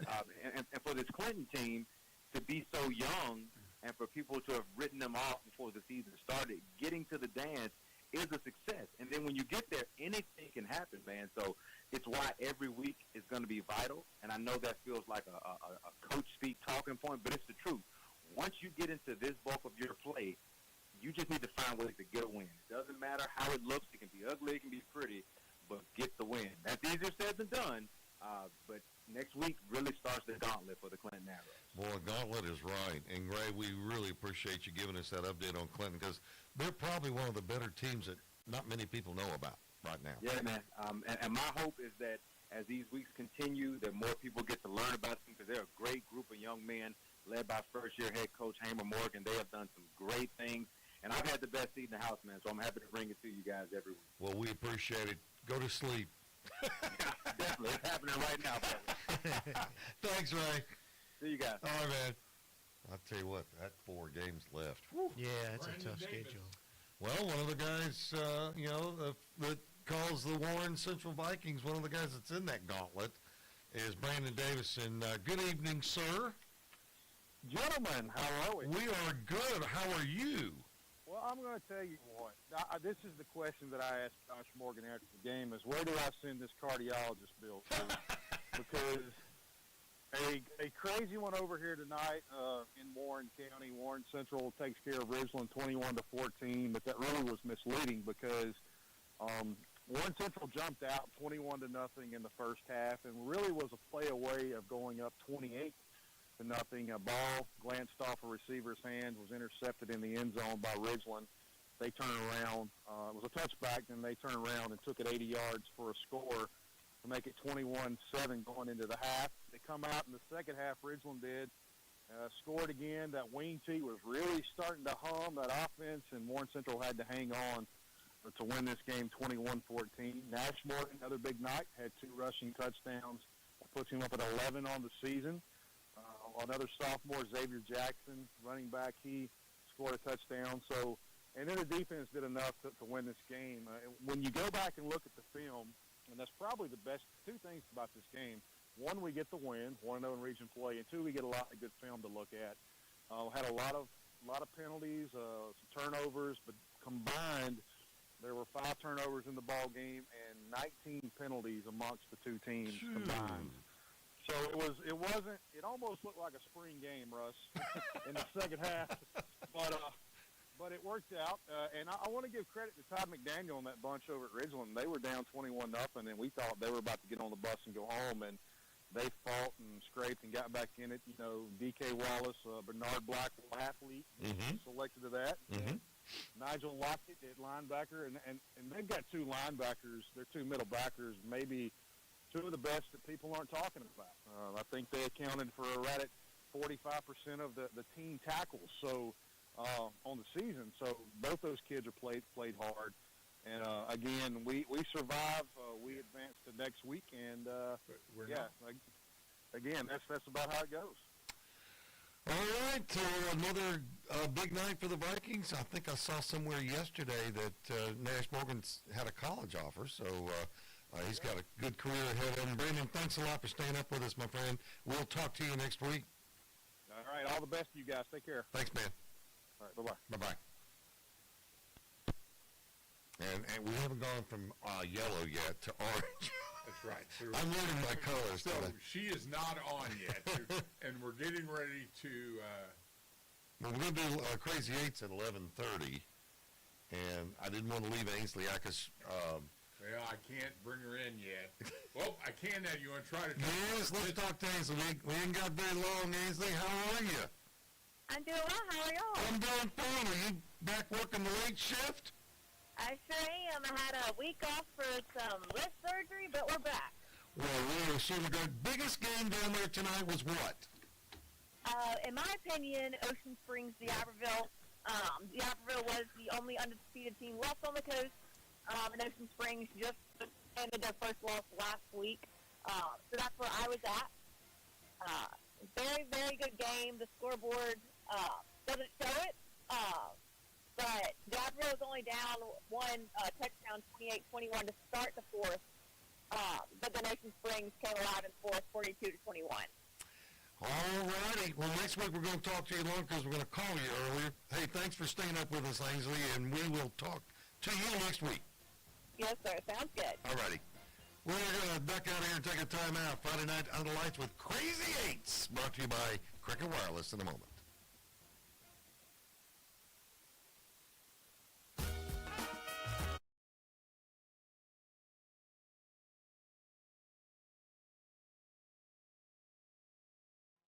Hello, Mississippi. Did you know that the average student graduates college with $30,000 worth of debt? That amount of debt can delay major life milestones, including getting married, buying a home, and starting a family. But don't worry, we've got some good news for you tonight. College Savings Mississippi and Treasurer David McRae can help you reduce or eliminate that debt. Their plans are flexible and affordable. Start saving for as little as $25 today.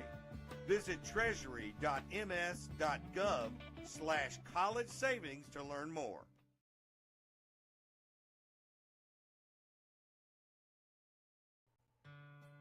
See your name and file your claim. Even the smallest counties in Mississippi usually have thousands of people whose names are on the unclaimed money list at the Mississippi State Treasury. That's right. Many counties even have tens of thousands of names listed, totaling tens of millions in unclaimed dollars.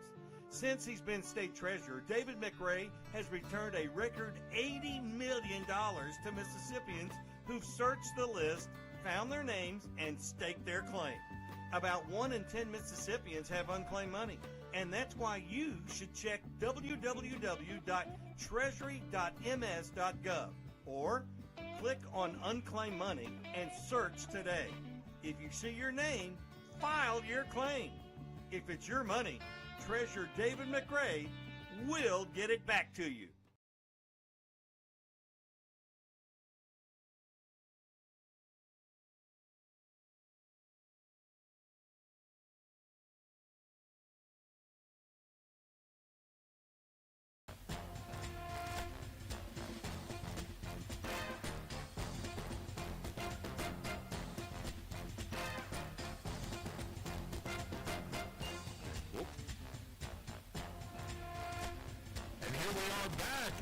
Time for Crazy Eights, which I think is a great part of it, with both our guys, J.C. Fox and Barry Caston, right? Yes, and sir. then we got a coaches in a room, interview, can't talk, Jiminy Christmas. Well, it's your birthday. Well, That's I age. used to be a coach, so you technically got a coach in the room. Technically, you do have a coach in the room. That's right.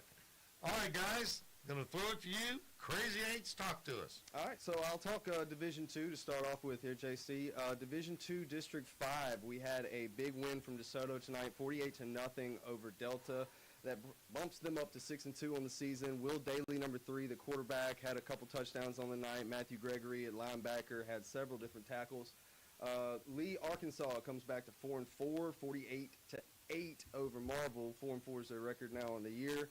Marble at 4-3. We got Tunica with a last minute game-winning play here for this one.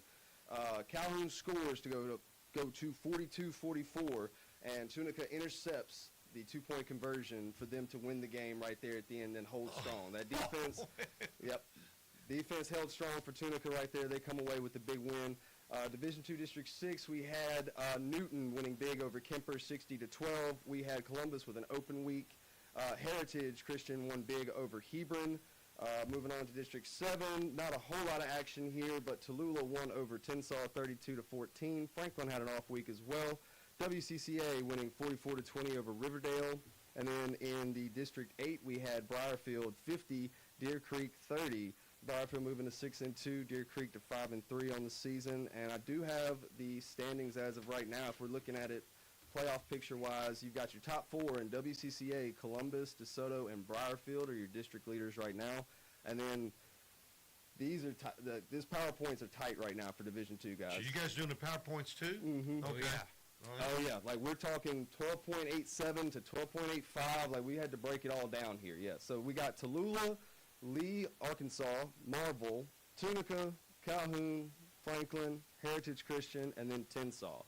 From top down to bottom, 5 through 12 right there. So those teams right now are in the playoffs as of right now, but those bottom 3 teams and some waiting on the edges could change. Could change at any given week, because the thing too with PowerPoints is if you lose to a good team, that also benefits you. So say Tensas here, they've got to play Briarfield, or WCCA rather, later on in the season, and they're undefeated right now. So that could be a big bump to them and maybe give them a more favorable matchup in the early rounds. You know, Barry, I'm just sitting there thinking, I'm listening to whether you broke that down. It appears to me, because everybody was going, well, why are they doing the PowerPoints? But so many times you get to a point like this point in the season, and halfway through the season, you go down the other second half. Some of the teams are totally out. They would love to be in the playoffs.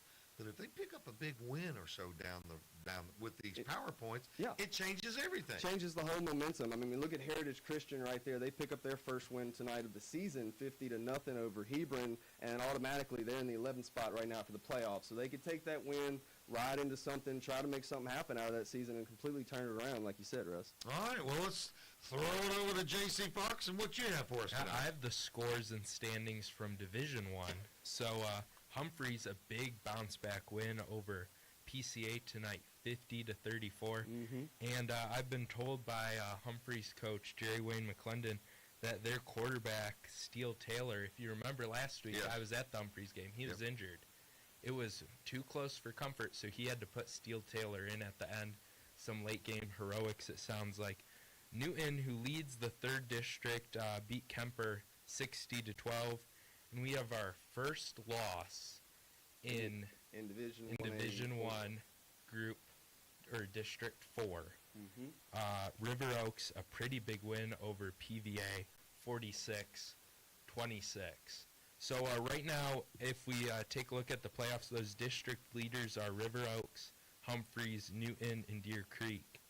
And then Claiborne and PVA, who are in that District 4, which now has 2 undefeated teams, and then PVA with just 1 loss. They are within 1 point and 2 points of River Oaks. So that district is wide open. And then Prairie View, Benton, Porter's Chapel, Bensford, Silva Bay, Prentice, and Delta Streets round out those making the playoffs in that division. But in this division, only 2 teams will not make the playoffs who are playoffs eligible. So it's everyone has something they're fighting for, whether it's seeding position in the playoffs out of the playoffs. It's great for competition. Well, where were you tonight? Tonight I was at Christ Covenant in Jackson area. Yes, and they played Benton Academy. They lost 32-12. I have to say that great environment for 8-man, very nice facilities. Beautiful. That's what he was saying. Their athletic directors, Katie Farrar and Tyler Thiessen, super nice, super accommodating, let me do my job, made it super easy. It was a super great environment. Well, good. I think you talked to the coach? Yes, I had a chance to talk to Benton's coach, Brian Dendy, after the game. All right, let's hear from Brian Dendy. Yeah, let's hear here we go. I'm here with our coaches interview presented by Cricket Wireless. Coach, this week you guys leaned heavily on your quarterback, a couple deep passes, multiple passing touchdowns. What do you see out of him tonight? I mean, he played really well. It's grown into the role as quarterback as the year went on. You know, he started off the year as a running back. Our starting quarterback got hurt in week 3, and he stepped up and played really well.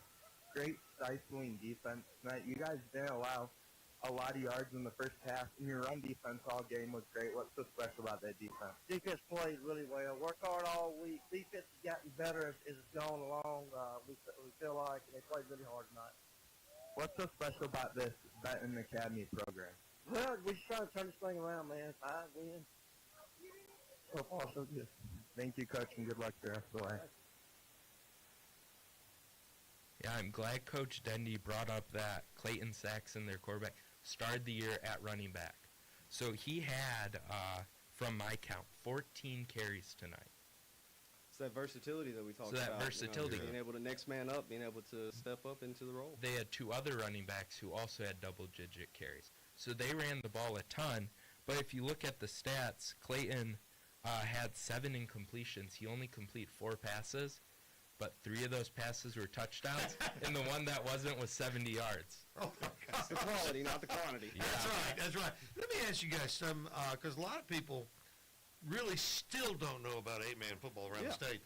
What kind of crowds are you getting at these games? Oh, I mean, talk about the one you had tonight, Jason. Tonight's crowd was pretty good. It was probably 200 fans from Benton came down. It's only a 45-minute drive for them, and they're probably 200 or 300 travel very well. fans from CCS. But their athletic director said they had well over 1,000 fans at last week's homecoming game. He said this week's attendance was probably down due to their fall break. Right. But when I was at Benton the first week of Crazy Eights, they had a ton of people, and hopefully we'll be able to go back there later. They have a couple big games left. That's a really good environment for 8-man football. Yeah, they Newton, can pack same that thing. place. Newton has those big towering tall bleachers that are like 20 feet in between each step, if you know. But no, like Milner Stadium in Gulfport, yeah. But great environment, and they have that place rocking, people jumping up and down, the whole nine as well too. They'll get the kids up there with cardboard boxes going down. You know, so it's really great environments that we go to in a lot of these places. Well, you know, Barry, you not only played 8-man, you've coached in 8-man. How much has it changed in the last 5 years? So I was just about to say, those top 4 teams that you're talking about, read them off to me again real quick, JC, just so I make sure. We have River Oaks, Humphreys, Newton, and Deer Creek. So I'll really say for most of that, what you think about with 8-man would be the very shotgun, spread out approach. Let's sling this thing around, you know. Rather play in the dirt. Exactly. But really, those 4 teams right there, you know, all credit to River Oaks. They're probably the most versatile out of that group, being able to do both. But those are really some lineup, you know, 5 linemen down. We're going to go just probably 2 backs, quarterback back there, do a little bit of misdirection, pull some guards. But we're going to get dirty in the trenches, and we're going to, like, DeSoto, for instance, they run a beautiful read option. I can't believe I'm saying that as many times I played Sam, and he's beaten me with it. But it really is just death by 1,000 cuts. It's just if you make one mistake, it's the wrong mistake, and he's going to score off of. So you're seeing that happen a lot more, and it fluctuates. It comes in cycles with it. But right now, I think you're seeing a lot more of the ground and pound game than so much as the spread out. Jason, your thoughts on a couple of the times at the games I've been to, I thought I was watching Army-Navy 8v8. No, they're on the triple option, the speed option, the read option, and when there's a pass play, no one's expecting it. But tight ends, baby. Tight ends always. Tight end is back. Tonight was different in that regard. Christ Covenant had a 70-yard drive, all passes, all deep passes too. They just went 4 wide receivers out. Slung it. Only 3 linemen and just threw the ball. 3 linemen. Oh, yeah. 3 linemen. Oh, yeah, that's Max protecting the shotgun for the old jet set. If you know, motion a guy in, if they got, a good D end or something like that. But other than that, it's 1-2, got to let it go. All right, let me ask you this very quickly as we're up against break. Have you seen so far yet this year anyone that could play D1? I don't have a great answer for you right now. Division II, it's a little. We've got some people putting up some really good numbers. I just worry about their overall, stature for it. Yeah. But definitely athletic kids up and down along Briarfield's roster for sure. And Columbus's quarterback Matthews putting up video game numbers out there. I think he's getting a little bit of interest from some people. But as far as Division II, that's the best that I know right now. And size is the biggest difference. Yeah. Benton tonight, a lot of really, really good skilled players. They just be undersized at the collegiate level. I've seen a couple big DNs at Humphreys. I know Barry knows. Oh yeah, Jerry Johnson. Guys. Actually, yeah, hold up, Jerry Johnson from Humphreys Academy. Let me give him a quick shout out if I can. Big boy. Yeah, I got the luxury of coaching him at Sharkey, and now he's at Humphreys Academy. And he is an amazing athlete. He's going to really fill in. You just get him on the right weight program and get him in the good program, he'll be fine. That's great. Well, guys, good job tonight on Crazy Eights. Want to thank you and also the folks at Cricket Wireless for making the report possible. And we'll look forward to seeing where you guys are next week. And as we're getting, you guys, playoffs is coming up pretty quick. Oh, yeah. Halloween, right? Yep, Halloween they start. Yep. Oh, that should be a nice evening. We're going to take a timeout. When we come back, Brandon Shields is on deck, and then we'll wrap it up with whatever scores George has left that we haven't given. Tonight's show made possible by the Unclaimed Money of Mississippi, and you'll need to go to their website for all of that information. We'll be back.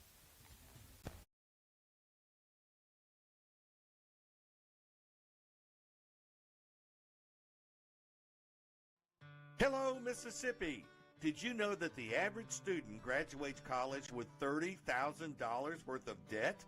That amount of debt can delay major life milestones, including getting married, buying a home, and starting a family. But don't worry, we've got some good news for you tonight. College Savings Mississippi and Treasurer David McRae can help you reduce or eliminate that debt. Their plans are flexible and affordable. Start saving for as little as $25 today. Visit treasury.ms.gov/college savings to learn more.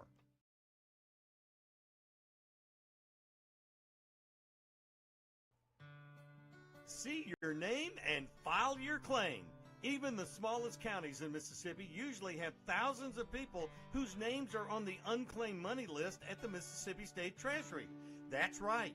Many counties even have tens of thousands of names listed, totaling tens of millions in unclaimed dollars.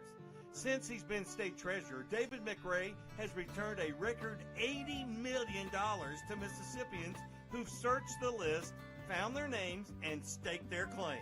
About 1 in 10 Mississippians have unclaimed money, and that's why you should check www.treasury.ms.gov or click on Unclaimed Money and search today. If you see your name, file your claim.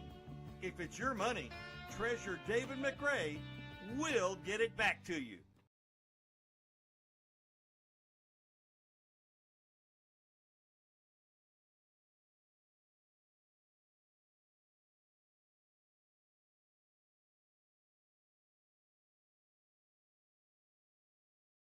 Radio.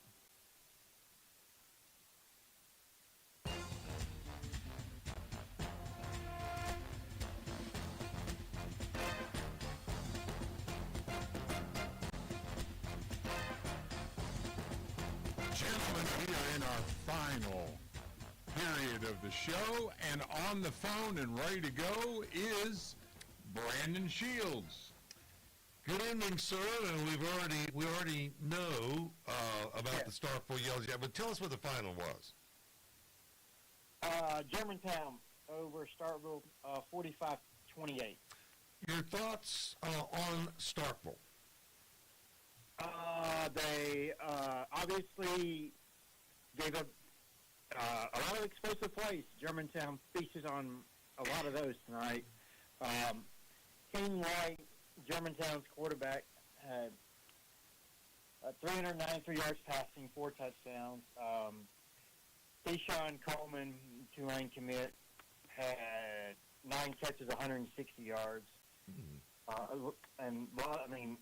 Just any of their playmakers had big nights. They have lived on explosive plays. They're an explosive play team, obviously, and so was Starkville. And Starkville couldn't get going. They couldn't get the run game going, and that was a big part, especially early in the game. They couldn't establish the line of scrimmage, so they kind of were one-dimensional early on. And they did finish with 145 yards rushing, but it was in spurts when they could get those run game plays going.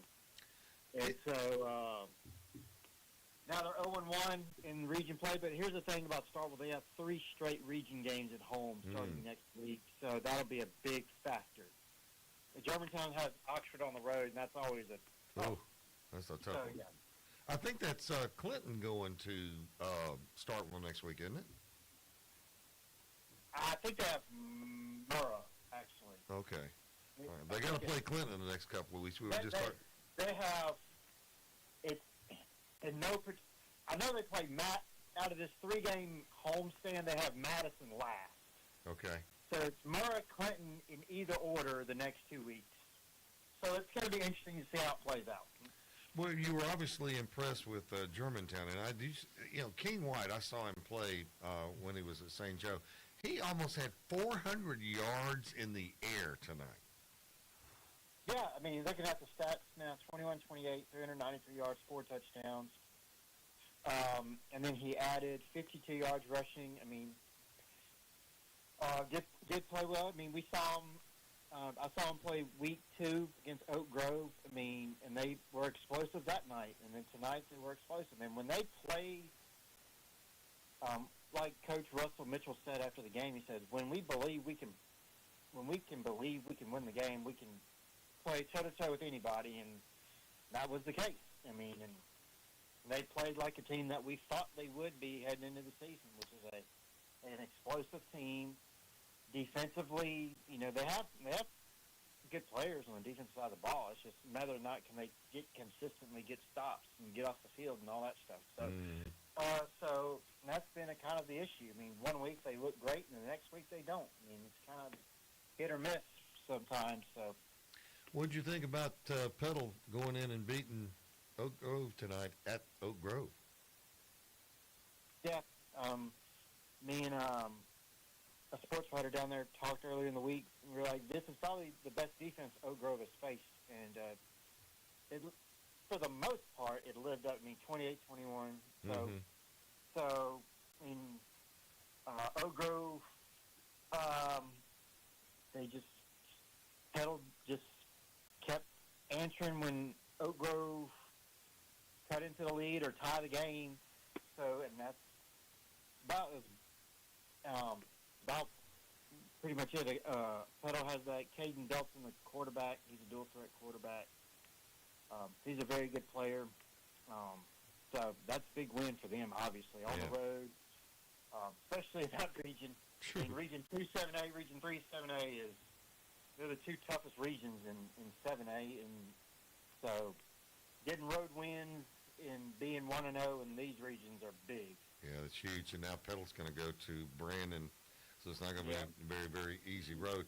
All right, you were at the press conference for the MHSAA game and the Blackwell game. I don't know if you kind of scanned that list that Glenn Waddle had put together about the big names that have played in that MHSAA game, but boy, what a list of players that was. Oh yeah, I mean it's every year. It's like, man, who else? I mean there's guys that are going to go play. You know, obviously Power 4 football, and then eventually get drafted, and if things go right, obviously, and go pro. I mean, we have a whole we have a whole bunch of lists of them. I mean, it's great. It's fun going to those games every year, seeing a lot of talent on one field. I mean, and it's just fun. It's fun being a part of and fun helping put that thing together. Yeah, it really is. And Johnny did a great job with the press conference. And, you look down that list and you see a guy by the name of Bo Nix who played in that game, and now he's playing on Sunday. And there's a bunch of those guys. And then, of course, the Bernard Blackwell game is it's a lot more fun. And it's a little more relaxed, but you got more players involved in that ball game. And so it's down there at Milner Stadium in Gulfport. And will this be the last year for Milner Stadium, or is that Gulfport new stadium going to be ready next year? That's the plan, but you know how those go. So, I mean, that's what Penix says. This is supposed to be the last year at Milner Stadium, and Gulfport's actually building the stadium at the high school. I know. So, I mean, we'll see. I mean, according to plan, this may be it. I mean, who knows, really? Well, and keep an eye on that Gulfport team. I know Ocean Springs is the class down there right now, it would appear. They beat a really good D'Iberville team tonight, and there's still, some games left to play, but Gulfport's playing really good football this year. Yeah, Gulfport beat Ocean Springs last week. That was a big key win for them. And, they got some other, Gulfport, they kind of playing each other. Gulfport, Ocean Springs, D'Iberville. Ocean Springs beats D'Iberville tonight, and now D'Iberville plays Gulfport next week. So kind of tit for tat, and then West Harrison's right there. Yep. Right now, West Harrison, St. Martin, which West Harrison beat St. Martin last week. So those are right now probably the 4 teams going in the playoffs out of that Region 4 7A. So. Well, a lot of good football left to play, my friend, and I'm sure you'll be there to cover it all. Yep, most definitely. Well, we appreciate you spending that. Well, you talk about spending your Friday night with us. It's almost Saturday morning. Yep. We'll be up for a while, so I got to catch up and do what I got to do. So. All right, Brandon. We appreciate you, my friend. Talk to you next week at this time. Yes, sir. Thank you. All right, Brandon Shields, kind of wrap it up. Anybody surprise you this week with a game? Well, I mean, I think that the margin Germantown, over Starkville, I think that was a little bit of a surprise. Maybe not a huge one. Louisville and Kosciuszko, that was a really good game. Yeah. Louisville won 29-24. Looking at some others, Columbia continues to impress. They're 7-0 now. They beat previously undefeated Macomb 38-14. That was a big game. Ocean Springs winning, kind of bouncing back from that loss they had a week or so ago, and they defeated D'Iberville 42-21. Petal's big win over Oak Grove, 28-21. Picayune's exciting win over Pascagoula, 38-36. And Pascagoula had only won one game, but Picayune's now 5-1 on the season. Warren Central had a big win, 21-14 over Ridgeland. And again, I mentioned the Germantown game. Those are the ones that I had circled as being, I thought, the biggest games of the night. Well, we had even with the night where we had a bunch of teams off. It was a really good football night across the state. 30 open dates and 23 Thursday night games, but we still had some great Friday nights.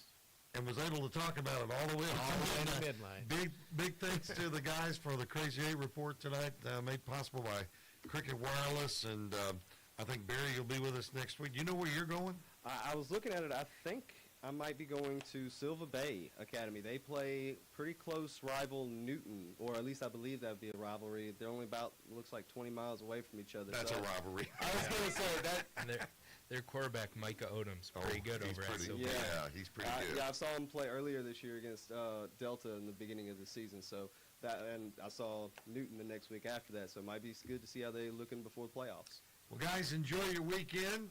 Pull for the horns in the Red River Shootout. And we'll be back here next week. George, have a great week. Happy birthday to the old man over there, Chris Saxton. Happy birthday. And, still awake. He's still awake. Along with Jermaine Flood and also Ty Bailey, Russ Robinson saying, so long from Friday night under the lights.